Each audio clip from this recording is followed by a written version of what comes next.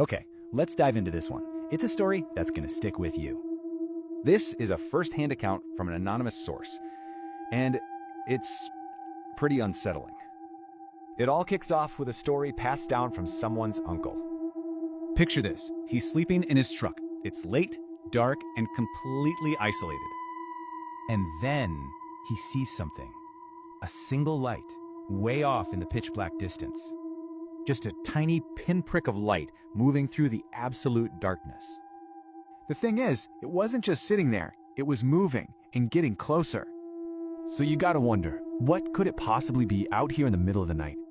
As it drew near, he finally saw who was holding the light. Absolutely chilling. It was a woman. I mean, a really, really old and wrinkly woman.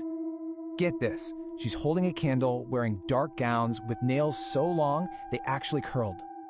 And she was walking with purpose, heading straight for a dark cave opening nearby.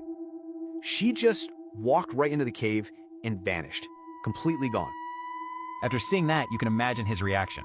He basically just noped out of there. I mean, can you blame him? That was probably the only rational thing to do.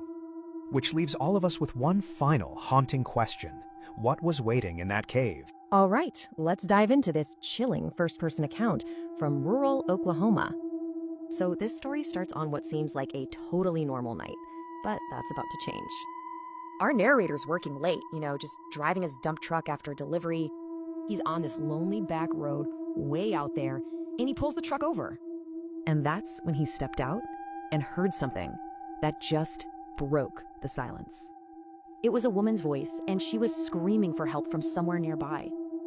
Naturally, his first thought is to help, right? He's got to figure out what's wrong. So, and this is the key part, he actually engaged with the voice. He's just asking a simple question, expecting a direction to follow. But what he got back, well, it wasn't an answer. It was something else. It knew his name, a name he hadn't said out loud. No way. Okay, so he didn't even think, he just turned and ran for it. His only goal, get back inside the safety of that big dump truck. Now. And he just drove. Got out of there as fast as that truck would go. So he'd heard local stories before, but that night, he experienced it himself.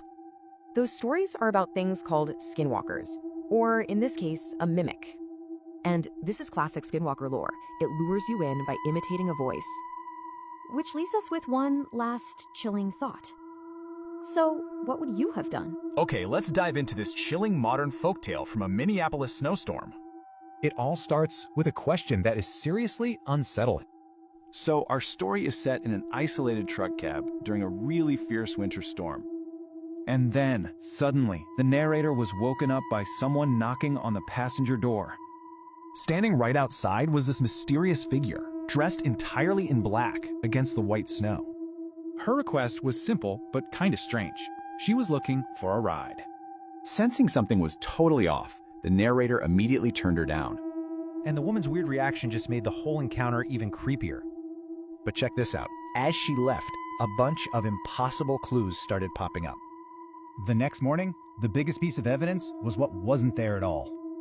What's really wild is how he watched her just kind of fade away. Even his dog, which you'd think would go crazy, slept right through the whole thing. And get this, another bizarre detail. The heavy snow seemed to just move around her. So, with no rational explanation, a friend offered up a terrifying possibility. This friend had a name for this mysterious visitor. A Reaper. So the crucial point is that simple refusal, it might have been a life or death decision. The theory goes, if he had let her in, that would have been it for him. And this whole chilling story leaves us with just one. The stories that really stick with you? The ones that give you chills? A lot of the time, they're not from movies. They're real. And today we're diving into one of those. A truly terrifying moment from the life of a long-haul truck driver. And this isn't just some story from the internet. This is personal. It was passed down from a father to his son. That's what makes it so real, right? Knowing someone actually went through this, that's what's going to make it stick with you.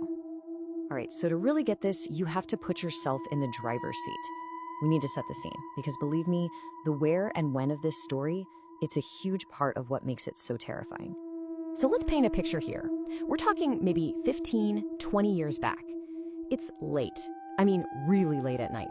You're out on some long, lonely highway in Indiana. It's just you, the rumble of your engine, and miles of darkness. Total isolation. Well, that feeling of being totally alone, it's about to get shattered. And not in a good way. This isn't another trucker flashing their lights. No. Something's coming up from behind. Something that just feels wrong. And then, there it is. Headlights in the mirror, getting closer and closer. It's a van, and it pulls right up next to his rig, just pacing him, matching his speed exactly. But here's where it gets super weird. The van doesn't pass him. It just hangs there, right beside him, and positions its sliding side door so it's directly in front of his truck. You know, right in front of the grill. This is not how people drive. Something is very, very off. I mean, can you imagine what's racing through his head right now? Is this some kind of crazy road rage? A prank gone wrong? What on earth are these people doing? He's about to get his answer, and it's worse than anything he could have imagined. This is where the story goes from strange to just absolutely unthinkable. Just like that, the van's side door rattles open. And before he can even blink, a body is pushed out. A man is just thrown from the van. And they don't just toss him onto the side of the road. No, they throw him directly into the path of this massive oncoming truck. There's no time to brake, no way to swerve. It's unavoidable. And then impact. There's nothing else he can do. Okay, so the actual event, it happened in an instant. But the horror, that was just getting started. What came next, what they found out later, that might be the most chilling part of this entire story. This right here, this is just gut-wrenching. It wasn't just about what he saw. It was what he felt. The actual physical sensation of, well, you can read it. That's a feeling that would never, ever leave you. But here's the thing. When the police started their investigation, they uncovered something, one piece of information, that completely flips this entire horrific event on its head. Get this, the man was already dead before he was ever thrown from that van. The truck driver, he didn't kill anyone. He was just used, turned into an unwilling part of a gruesome disposal. He wasn't the weapon, he was just part of the cover-up. So you're left with this one chilling question. What did this driver stumble into? I mean, this wasn't random. It was cold, calculated. The son who told the story wondered if it was some kind of mob hit. And really, who knows? We probably never will. It just goes to show, sometimes the scariest things aren't what you do, but what you're forced to be a part of. Just an innocent person in the wrong place at the absolute